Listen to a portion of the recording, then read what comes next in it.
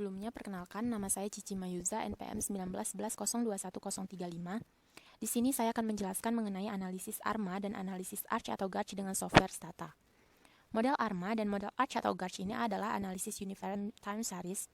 Model ARMA terdiri dari analisis autoregresif atau biasa kita sebut dengan AR yang bisa memprediksi suatu nilai variabel dengan melihat nilai variabel tersebut di periode sebelumnya. Lalu ada analisis MA atau Moving Average yang bisa memprediksi suatu nilai variabel berdasarkan nilai residual dari variabel tersebut di periode waktu sebelumnya. Kemudian ada model ARIMA di mana ketika model AR dan MA terdapat unsur I yang diharuskan untuk menguji stasionaritas dari data yang dimiliki. Ketika data stasioner pada tingkat level, maka nilai I adalah 0 dan jika tidak stasioner pada tingkat level, nilai I adalah 1. Sedangkan ketika model prediktor memiliki varian residual yang tidak konstan atau terkena masalah heteroskedastisitas, maka kita bisa menggunakan model autoregressive conditional heteroskedasticity atau biasa disebut dengan ARCH atau GARCH. Metode ARCH atau GARCH ini pertama kali dikemukakan oleh Engel, di mana metode ini biasa digunakan pada data yang memiliki volatilitas tinggi, di mana volatilitas itu terjadi akibat varian residual yang berubah-ubah karena varian residual tersebut bergantung pada seberapa besar residual di periode waktu sebelumnya. Oke, data yang akan kita gunakan untuk analisis model ARMA dan model ARCH atau GARCH ini adalah data bulanan dari PPM atau persentase penduduk miskin di Provinsi Lampung dari bulan pertama di tahun 2010 sampai dengan bulan terakhir di tahun 2021. Di sini sudah kita lakukan beberapa langkah dengan merunning comment dari do file yang telah kita siapkan. Di sini sudah saya running clear, set more off, capture log cost. Lalu kita telah membuat direktori kerja yang berisikan data yang akan digunakan. Kita juga telah membuat log file. Log file ini berisikan hasil dari pengerjaan kita yang muncul di kotak ini yang akan tersimpan otomatis dalam format dokumen. Lalu kita juga telah memanggil data. Di sini sudah terlihat variabel-variabel yang akan kita gunakan. Namun untuk model ARMA dan model ARCH atau GARCH kita hanya akan menggunakan variabel PPM. Di sini juga sudah ada sum, ada observasi. Observasinya kita menggunakan 144 observasi. Oke, kita lanjutkan untuk selanjutnya. Di sini karena yang akan kita gunakan hanya variabel PPM, jadi mungkin lebih baik kita hilangkan terlebih dahulu variabel-variabel yang tidak akan digunakan seperti PDRB, len PDRB, len PPM, dan len TPT. Di sini langsung kita running drop, lalu nama-nama variabel yang akan kita hilangkan. Oke, sudah hilang, jadi tinggal variabel PPM dan variabel waktunya. Namun, jika melihat dari data editor, di sini variabel waktunya masih merah atau belum terbaca di software Stata. Jadi kita harus melakukan declare data sebagai time series terlebih dahulu dengan merunning gen. Nama variabel waktu yang akan digunakan di sini saya menggunakan tahun dengan huruf kecil semua, lalu dalam kurung 2010 karena tahun mulai kita 2010 bulan pertama. Di sini TM 2010. Lalu di sini ada fungsi, kita langsung running. Kita menggunakan data bulanan, lalu set tahun. Ini bisa sekaligus kita running bersamaan. Oke, ini dia. Di sini sudah ada variabel waktu yang terbaca di software Stata. Oke, lalu selanjutnya kita bisa melihat plot dari data yang kita gunakan dengan merunning two-way dalam kurung test line PPM. Oke, ini dia hasilnya. Seperti yang bisa dilihat, data ini cukup berfluktuasi dari tahun 2010 bulan pertama sampai dengan tahun 2022 tahun akhir. Oke, kita tutup saja. Selanjutnya bisa kita lakukan uji stasionaritas untuk permodelan ARIMA. Jadi di sini kita lakukan uji stasioner dengan uji ADF. Langsung saja kita running untuk command defuller ini, defuller PPM. Oke, bisa dilihat di sini hasilnya bahwa data yang digunakan sudah stasioner pada tingkat level di sini ya, karena hasilnya 0 atau lebih kecil dari alpha. Jadi kita langsung ke mencoba untuk merunning defuller dan first difference dari variabel PPM ini. Ini digunakan untuk menguji stasioner pada first difference. Bisa dilihat di sini juga hasilnya sudah stasioner ya, karena hasilnya 0 atau lebih kecil dari alpha baik 1%, 5% maupun 10%. Lalu untuk selanjutnya, kita akan melihat model ARIMA menggunakan korelogram ACF dan PACF, autocorrelation dan partial autocorrelation. AC ini digunakan untuk mengindikasikan berapa ordo MA. Bisa langsung kita running AC dan variabelnya yaitu ppm dalam bentuk first difference.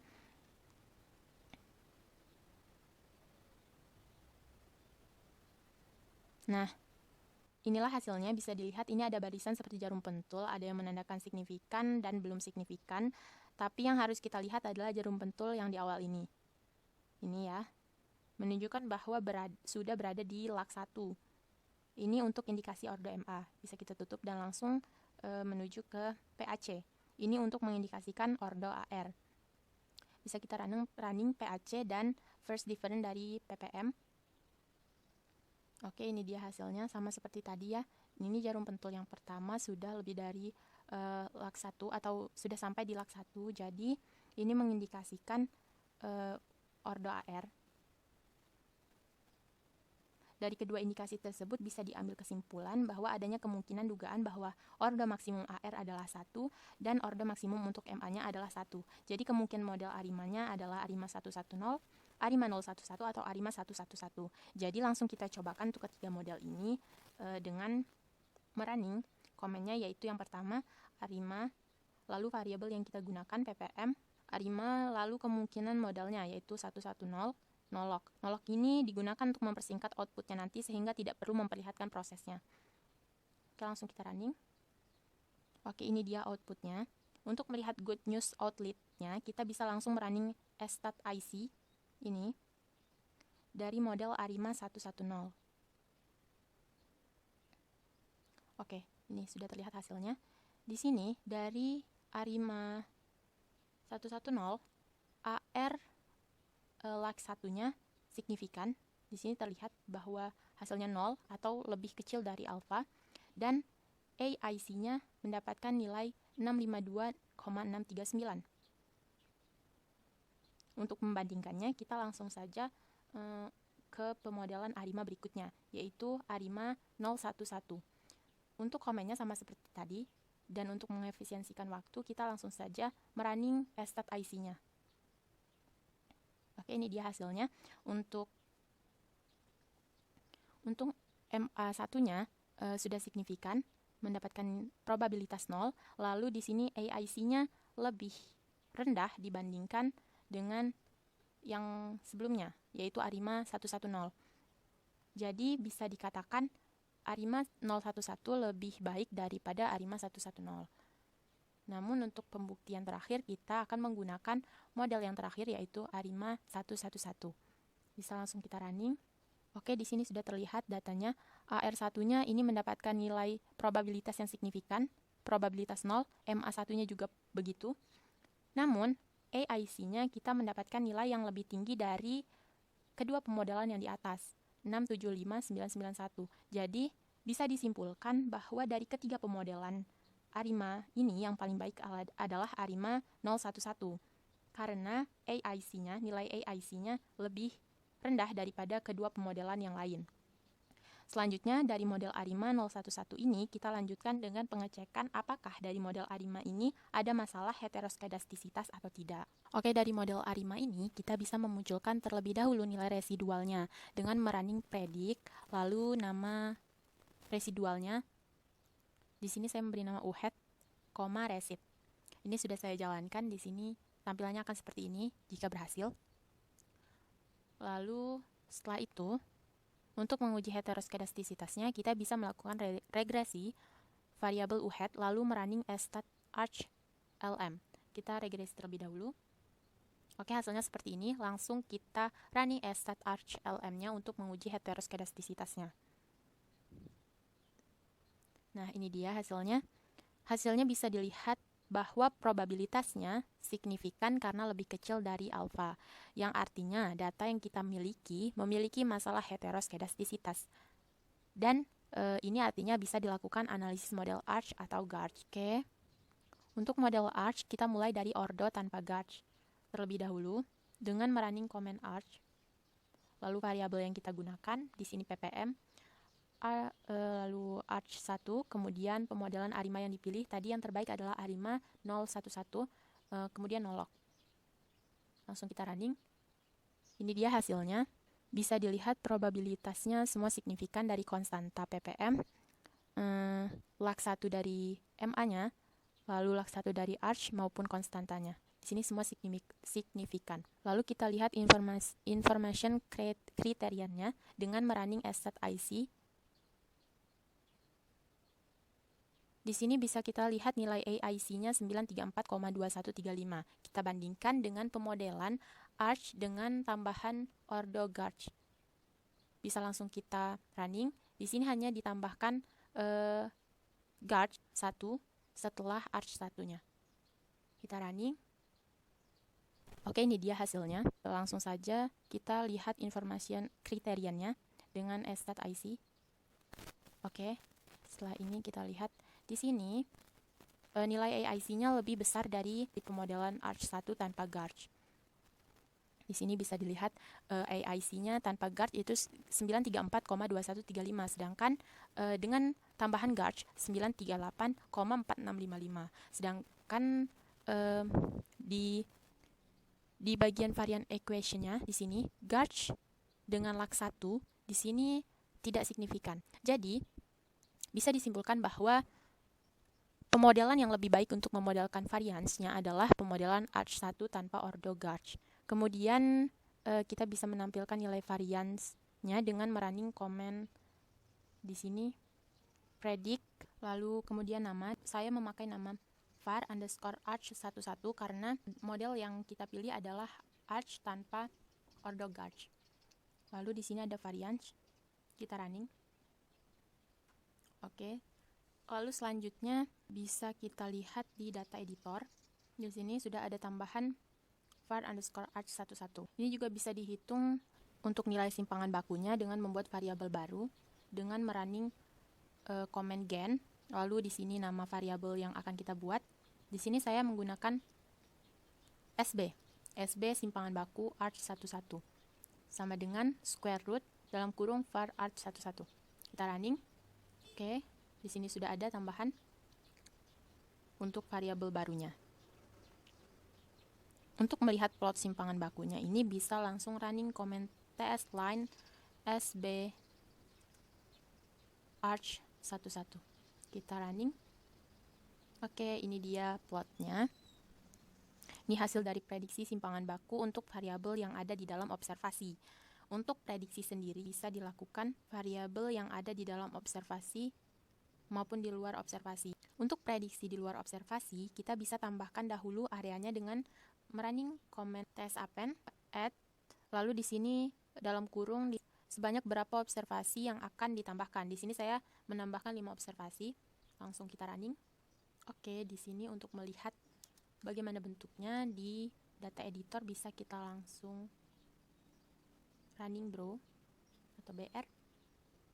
Oke, ini dia tambahannya di bawah. Nah, ini sudah tertambah 5 bulan di tahun 2022. Kemudian kita bisa melakukan prediksi dengan merunning comment ini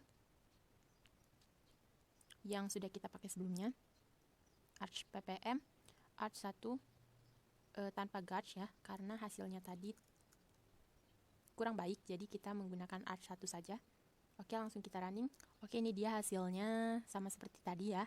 Jika sudah keluar hasil ini, untuk prediksi, kita bisa melakukan prediksi untuk nilai ppm-nya dan untuk simpangan bakunya. Yang pertama, untuk nilai ppm terlebih dahulu dengan merunning predict, lalu nama variabel yang akan kita tambahkan. Di sini saya menamainya dengan ppm predict. Lalu ada y sebagai variabel dependent dengan fungsi dynamic. Lalu di sini ada dalam kurung TM 2022 bulan 1. Oke, di sini langsung kita running.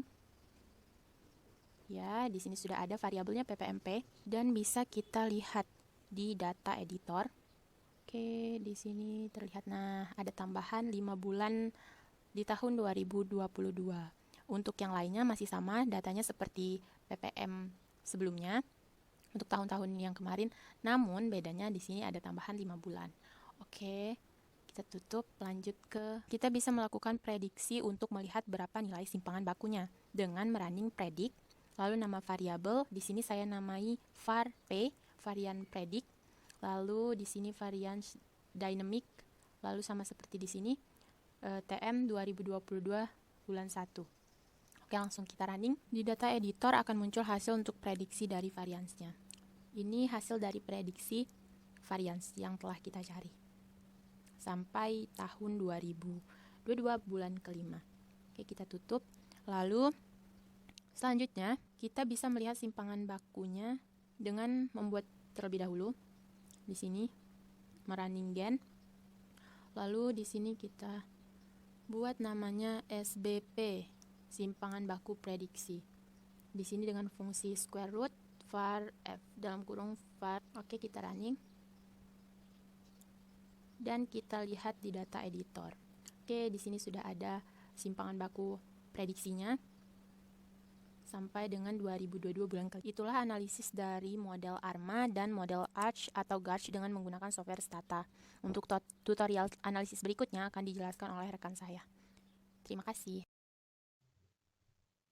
Saya Elsa Fikafrani akan menjelaskan mengenai VAR atau vector autoregresif dengan data time series.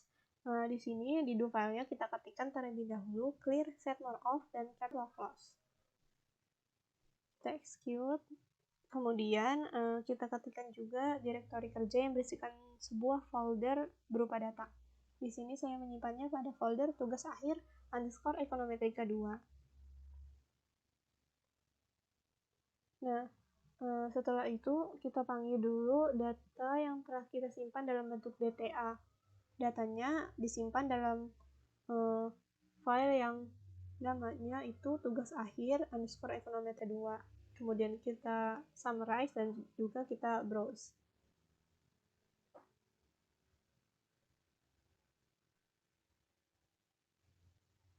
Di sini muncul datanya di mana pada VAR ini yang data yang akan kita gunakan yaitu data len PDRB dan juga len PPN.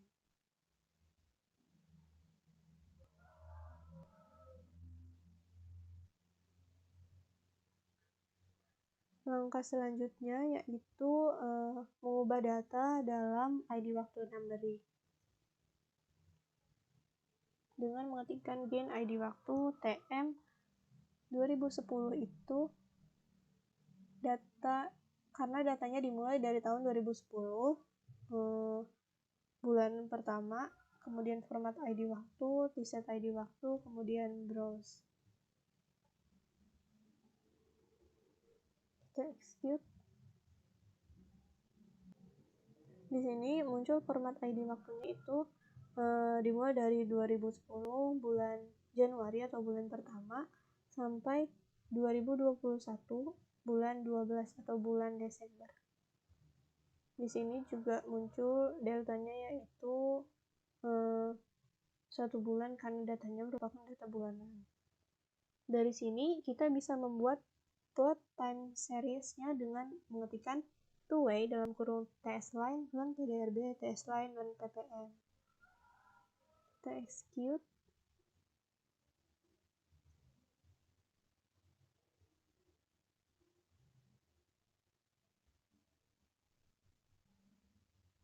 Nah, ini merupakan plot dari variabel tersebut, di mana yang berwarna biru itu dari len PDRB dan juga yang warna merah ini dari len PPN-nya. Selanjutnya, kita akan melakukan uji stasionaritas dengan augmented Dickey Fuller atau uji ADF ke setiap variabel satu-satu. Variabel pertama yaitu variabel len PDRB dengan mengetikkan def Fuller len PDRB.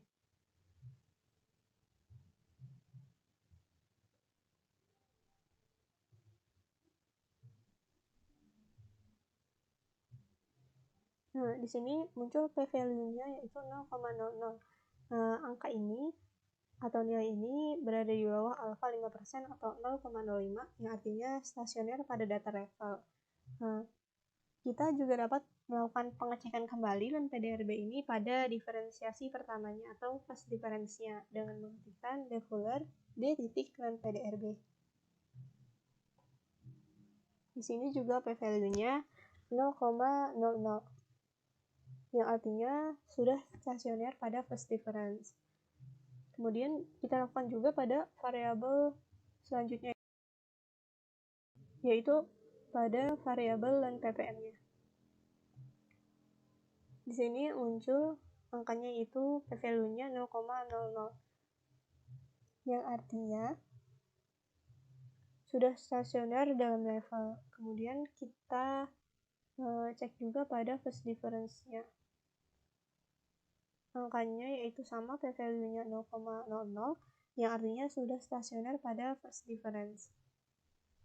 Artinya, variabel-variabel tersebut sudah stasioner pada level dan first difference, yang mengindikasikan bahwa kalau kita menggunakan pendekatan VAR, kita bisa lakukannya pada first difference-nya.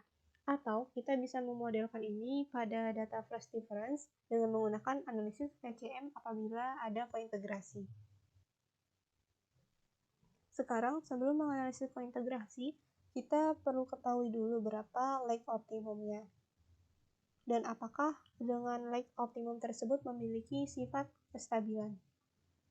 Jadi, kita mulai dulu dengan menganalisis VAR dengan mengetikkan VAR, learn PDRB, learn ppm, kemudian ditentukan berapa batas lag maksimumnya, misalnya sampai 10. Ditulis lag dalam kurung 1/10.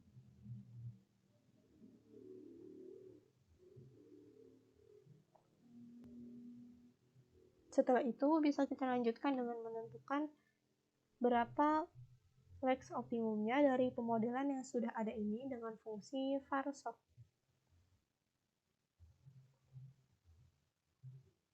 Kita execute.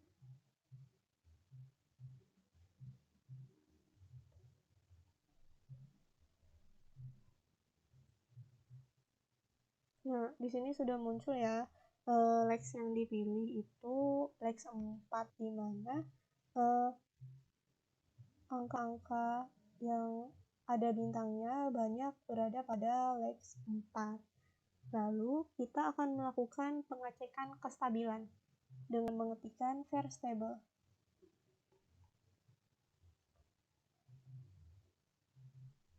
Di sini dapat kita ketahui bahwa nilai modulusnya berada di bawah 1.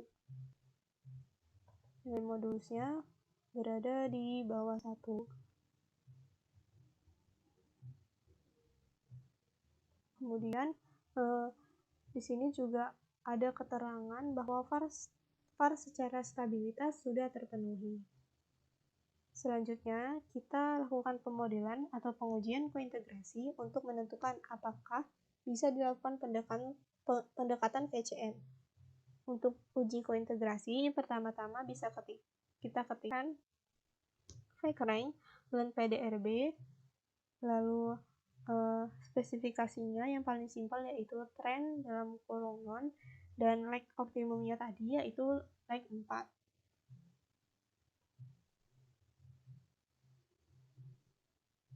Bisa kita lihat dengan menggunakan uji kointegrasi Johansson dengan melihat tes statistiknya kemudian dibandingkan dengan critical value-nya, bahwa H0 adalah maksimum rank-nya 0 atau tidak ada kointegrasi, dan H1-nya lebih dari 0 atau ada kointegrasi.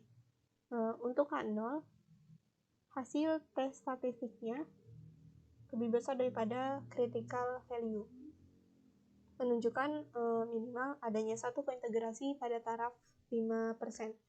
Selanjutnya, sekarang adalah H0-nya maksimum pada satu rank.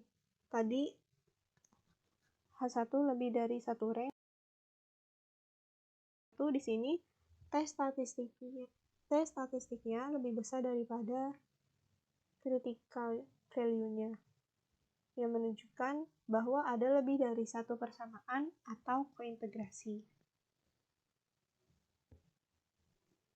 Dari hasil tersebut sudah cukup menunjukkan bahwa ada kointegrasi di setiap variabel. Dengan demikian, kita bisa lakukan pemodelan VCM. Estimasi VCM ini bisa kita ketikkan baik learn PDRB, learn ppm, trend non lex 4.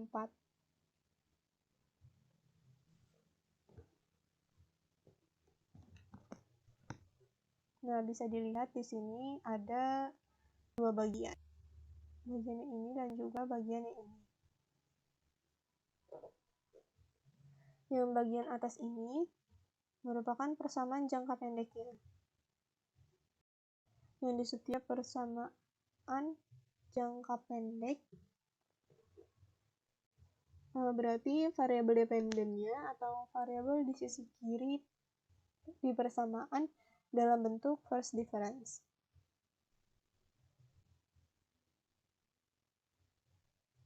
Begitu pula dengan variabel-variabel pada sisi kanannya. Di situ ada first difference dari len PDRB di leg pertama, kemudian leg kedua first difference len PDRB, dan leg ketiga dari first difference len PDRB. Begitu pula dengan variabel seterusnya. Kemudian di sini juga ada CE1. Itu adalah kointegrasi equation 1 leg 1. Berarti ini sama dengan ECT sama dengan minus 1. Dilihat pada kedua persamaan tersebut, nilai T statistik CL1-nya signifikan atau tidaknya. Jika signifikan, berarti sesuai dengan nilai kaidah kointegrasi di antara 0 sampai minus 1. Dan nilai C ini terkandung di dalamnya adalah kointegrasi equation yang menunjukkan pengaruh jangka panjang di sini. Jadi, nilai pengaruh jangka panjangnya itu bisa dilihat dari tabel yang di bawah, yaitu dari tabel Johansen Normalization Restriction Impulse. Akan tetapi, interpretasi dari VCM ini tidak dilakukan, atau umumnya tidak menggunakan koefisien yang ada di sini, di tabel atas ini, karena interpretasinya cukup rumit. Selain itu, kedua variabel ini endogen, bahwa dengan endogen itu berarti nilai dari sisi kanan bersamaan dan sisi kiri bersamaan pada masing-masing equation. Itu juga pada sisi kanan bersamaan terdapat lex lebih dari 1, yang berarti pengaruhnya itu berakumulasi. Jadi, kita tidak sulit untuk membatasi pengaruh satu per satu koefisiennya. Oleh karena itu, interpretasinya kita bisa gunakan yang disebut sebagai innovation accounting yang terdiri dari impulse response function dan variance decomposition. Impulse response function mengukur respon dari suatu variabel terhadap suatu shock atau guncangan yang terjadi pada variabel lain sebesar satu simpangan waktu. Sedangkan variance decomposition menunjukkan besarnya kontribusi dari suatu variabel ke variabel lain apabila terdapat perubahan dari variabel lain itu sendiri. Selanjutnya, kita melakukan atau cek nilai IRF dan FEVD-nya. Bisa kita ketikkan IRF set iya. Kemudian kita execute. Kemudian ketik IRF create IA step 60. 60 di sini menunjukkan impact sekian bulan ke depan yang cukup panjang. Kita execute. Lanjut kembali ke statistik multivarian time series IRF dan FEVD. Statistik yang umum adalah OIRF.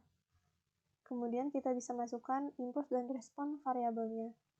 Setiap variabel len PDRB dan len PPM-nya sebagai impulse dan variabel len PDRB dan len PPM-nya sebagai variabel respon.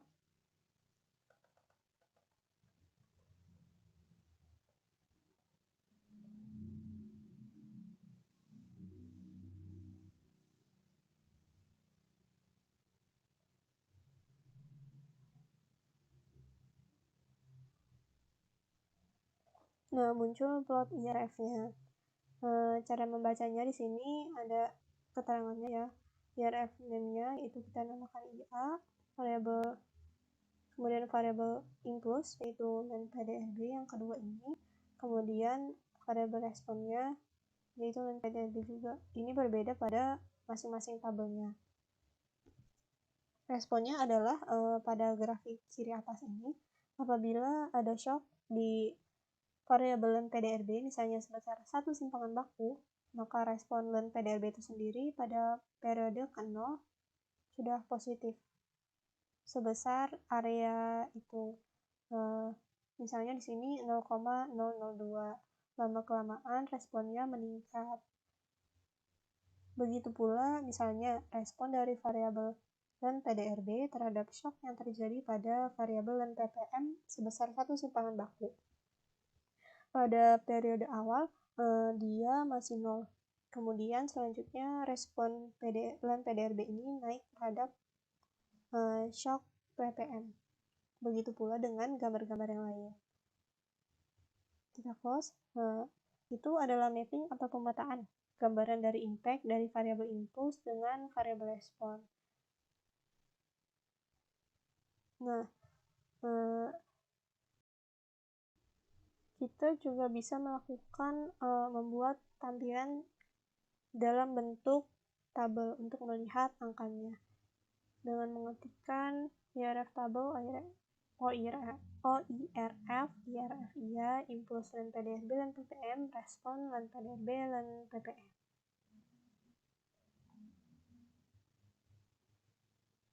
Nah, di sini ada kolom keterangannya ya, siapa yang jadi impuls dan juga variabel apa yang jadi responnya.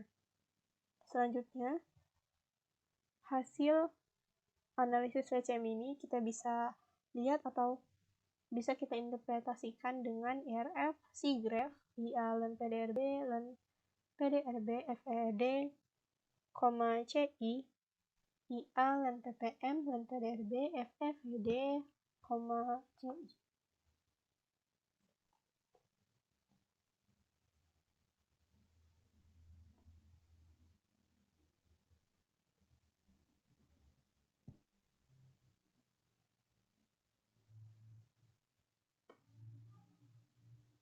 Nah, ini tampilannya. Jika ingin dibuat dalam bentuk satu kurva, bisa kita overlay. Bisa kita pilih overlay graph dengan mengetik seperti ini. Kita execute.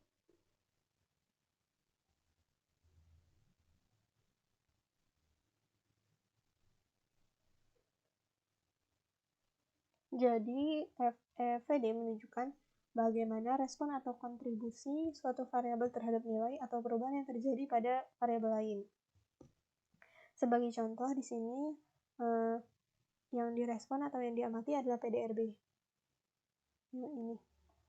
Apabila ada perubahan PDRB, maka pada periode pertama setelah itu yang 100% dikontribusikan oleh variabel PDRB itu sendiri. Lama-kelamaan mendekati misalnya di periode ke-20 dan seterusnya, pengaruh atau kontribusi dari ppm itu sendiri tidak berpengaruh terhadap PDRB. Menunjukkan bahwa dalam jangka panjang nilai PDRB ini tidak banyak dipengaruhi oleh ppm. Sumbu Y menunjukkan kontribusi dan bisa dinyatakan dalam persentase. Berarti 1 setara dengan 100% dan seterusnya. Jika ingin menampilkan nilai FED ini dalam bentuk tabel, maka bisa kita ketikkan seperti ini.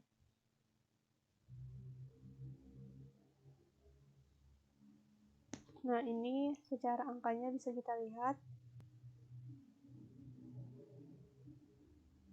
Tabel ini juga bisa kita bandingkan dengan grafik yang tadi. Bisa kita sandingkan. Jadi, itu analisis VCM dan juga interpretasinya dengan menggunakan IRF dan variance decomposition. Penjelasan selanjutnya akan dibahas oleh rekan saya. Terima kasih. Oke, baiklah. Nama saya Melin Malida, NPM 1911021011. Di sini saya akan membahas terkait ECM atau Error Correction Model, yang dimana model ini digunakan untuk mengoreksi persamaan regresi di antara variabel-variabel yang secara individual tidak stasioner agar kembali ke nilai equilibriumnya di jangka panjang. Nah, untuk awal saya akan mengimport data dulu. Ya, oke, kita import.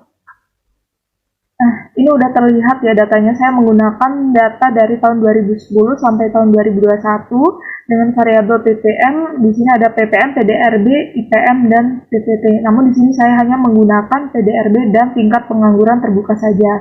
Dan di sini variabelnya sudah saya lemkan ya. Oke, lanjut. Saya akan mengeset waktu terlebih dahulu. Nah, nih. Oke, udah terlihat nih di sini saya menggunakan variabel tahun 2010 pada bulan pertama sampai tahun 2021 pada bulan ke-12. Nah, kita selanjutnya akan coba melihat plot dari kedua variabel ini ya.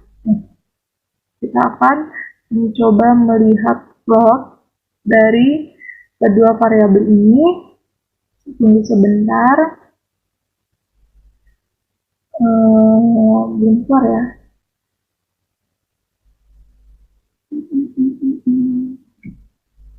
Nah, ini udah mulai keluar. Nah, ini PPT tingkat pengangguran terbukanya ini yang berwarna merah. Nih, dia plotnya bentuknya seperti ini dia. Dan PDRB-nya ini, dia lurus yang warna biru. Nah, oke, selanjutnya kita coba melakukan uji stasionaritas dalam variabel. Nah, ini saya menggunakan len PDRB dan len tingkat pengangguran terbukanya ya di Flutter. Langsung saja. Nah, ini sudah diperoleh hasil ya dari len PDRB ini. Dia p-value-nya ini stasioner karena nilainya di bawah 0,05 atau di bawah alfa 5%. Sedangkan yang TPT-nya ini tidak, ini belum stasioner. Nih, dia masih di atas 0,05. Nah, jadi ini belum stasioner, kita coba melakukan uji stasionaritas dalam first difference-nya. Nah, ini bedanya apa sama sebelumnya? Ini ada D, tambahan huruf D-nya ya. Nah, ini coba kita jalankan langsung 2 saja. Nah, ini sudah terlihat hasilnya. Yang tadinya TPT-nya ini dia belum stasioner, sekarang sudah stasioner. Nah, jadi dengan ini kita bisa lanjutkan pada uji ECM-nya karena standar stasionaritasnya sudah terpenuhi. Nah, selanjutnya kita coba melakukan regresi dari file ya. Nih, menggunakan PDRB dan TPT. Oke. Nah, sini sudah didapat hasilnya, namun di sini saya akan menggunakan residualnya gitu. Jadi di sini residualnya saya namakan nih ECT ya. Nah, kita coba jalankan. Oke. Kita coba jalankan. Nah, di sini sudah peroleh hasilnya. Di sini dia stasioner ya, karena dia di bawah 0,05. Jadi residualnya dia di bawah 0,05 artinya stasioner. Nah, untuk karena ini dia sudah stasioner, kita dapat melanjutkan pada pemodelan ECM-nya. Nah, di sini saya akan melakukan regres. Nah, ini tadi ECT atau residualnya ini sudah ada di data ya, sudah ada di datanya. Jadi di variabelnya ini kalau misalnya kita cek data editor, ini sudah keluar ya. Nah, kita melakukan regresinya, kemudian, nah ini udah diperoleh hasilnya, ECT. Nah, jadi dia tentang waktunya itu antara 0 hingga antara tentangnya itu antara 0 hingga min 1. Jadi dikatakan stasioner. Nah, ini dilihat nih variabelnya nih stasioner. Karena dia di bawah 0,05.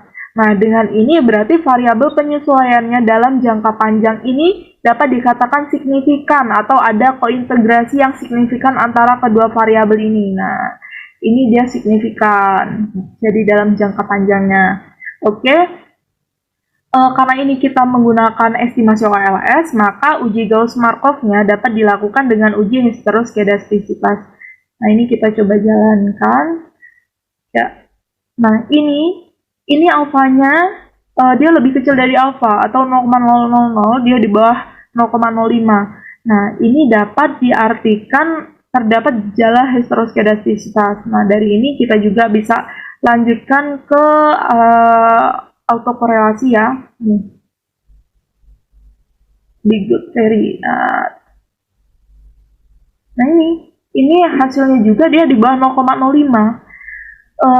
Dia lebih kecil dari 0,05 ya, karena ini nilainya 0,00. Nah, ini artinya terdapat autokorelasi residual. Nah, ini terdapat autokorelasi. Nah, ini jadi yang saya lakukan ini merupakan pendekatan estimasi ECM dengan cara menghitung residual dari persamaan di level dan dicek kemudian pada stasioneritasnya. Nah, ini. Oke, mungkin ini saja yang dapat saya sampaikan. Atas kurang lebihnya mohon maaf. Assalamualaikum warahmatullahi wabarakatuh.